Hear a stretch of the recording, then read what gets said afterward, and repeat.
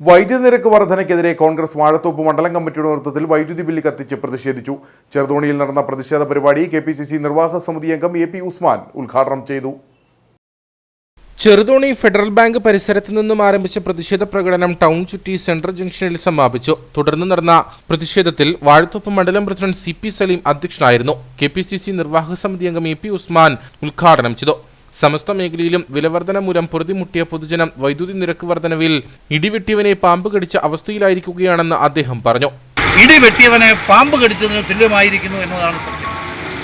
ഈ ഗവൺമെന്റ് അധികാരത്തിലേക്ക് കടന്നു വന്നതിന് ശേഷം ഏതൊക്കെ മേഖലയിൽ വിലവർധനവും ചാർജ് വർധനവും ഉണ്ടാക്കാൻ കഴിയുമോ അതെല്ലാം ഉണ്ടാക്കി ജനജീവിതം അതീവ ദുസ്സഹമായി നിൽക്കുമ്പോഴാണ് കേരള സംസ്ഥാന വൈദ്യുതി ബോർഡും ഇലക്ട്രിസിറ്റി റെഗുലേറ്ററി അതോറിറ്റിയും ചേർന്ന് നമ്മുടെ നാട്ടിലെ സാധാരണക്കാരൻ ഉപയോഗിച്ചുകൊണ്ടിരിക്കുന്ന വൈദ്യുതിക്ക് നിയമമായ തോതിലുള്ള ചാർജ് വർധന നടപ്പാക്കിയിട്ടുള്ളത്.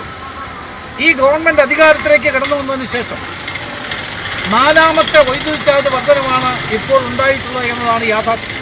DCC general secretary MD Arjunan, Congress block secretary Aneesh George, DITF ജില്ലാ president Anil Anikkanatt, Idukki block panchayat president Ancy Thomas, Mahila Congress ജില്ലാ പ്രസിഡന്റ് മിനി സാബു, ടിൻഡു സുഭാഷ് തുടങ്ങിയവർ സംസാരിച്ചു.